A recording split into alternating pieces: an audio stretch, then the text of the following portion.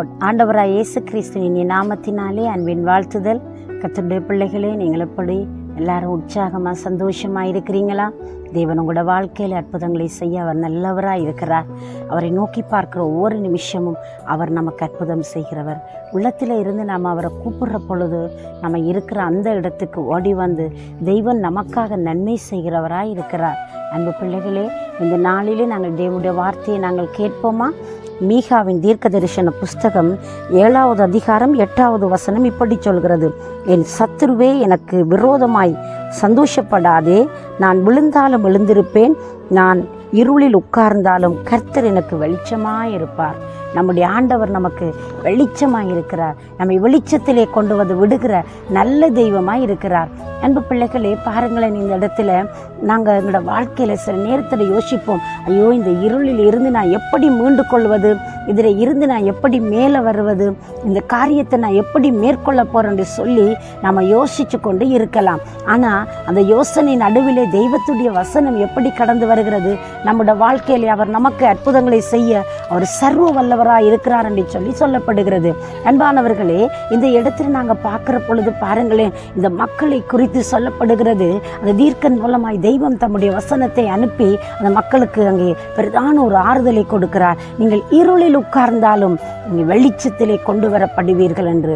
அன்பு பிள்ளைகள், இன்றைக்கு உங்களோட சூழ்நிலை ஒரு வேளை ஒரு இருள் சூழ்ந்தது போல, ஒரு பலவீனமானதாய், ஒரு சோகம் நிறைந்ததாய், சோர்வு நிறைந்ததாய், உங்களோட வாழ்க்கையில் ஒரு பெரிய துக்கத்துக்குள்ள நீங்க முகம் கொடுத்து கொண்டிருக்கலாம். அன்பான தேவ பிள்ளையே, உங்களோட வாழ்க்கையில் அந்த சோர்வில் இருந்து வெளியே வர முடியலே, ஐயோ எனக்கு வெளிச்சத்தை காண முடியலே, ஒரு நன்மை எனக்கு நடக்குமான்னு சொல்லி நீங்க கேட்டுக்கொண்டிருக்கிறீங்களா?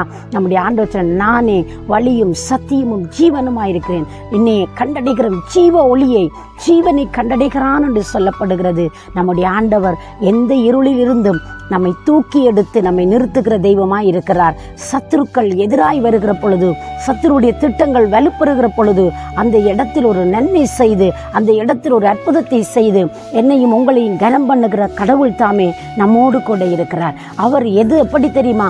அவர் ஜீவ ஒளியை அடையும்படியாக மனுக்குலத்திற்காக தன்னை தாழ்த்தி இந்த பூவுலகத்திற்கு வந்தவர். மனிதனாய் வந்து மரித்து உயிர்த்தெழுந்து இன்றைக்கும் ஜீவிக்கிற கடவுளாய் இருக்கிறார்.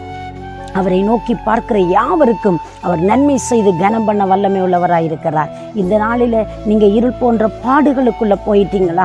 ஒரு வேதனையான காரியத்துக்குள்ளே சிக்கப்பட்டு இருக்கிறீங்களா? தனிமையில் நீங்கள் போராடி கொண்டிருக்கிறீங்களா?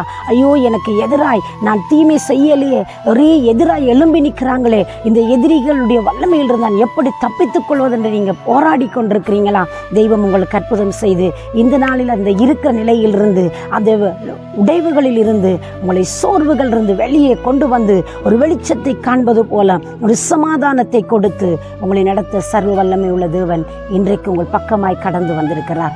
எத்தனை பேர் சொல்றீங்க, நான் இருக்கும் இந்த நிலையில எனக்கு ஒரு அற்புதம் நடக்கட்டுக்கும், என்னுடைய தேவை சந்திக்கப்படட்டுக்கும், என்னுடைய பிரச்சனைக்கு ஒரு முடிவு வரட்டுக்கும், ஆண்டவரே எனக்கு ஒரு நன்மை செய்யுங்க என்று சொல்லி நீங்க கேட்குறீங்களா? உங்களுக்கு தெய்வம் அந்த அற்புதத்தை செய்து உங்களை கனம் பண்ண அவர் வல்லமை உள்ளவராய் இருக்கிறார். அவரை நோக்கி பார்க்க ஆயத்தப்படுறீங்களா?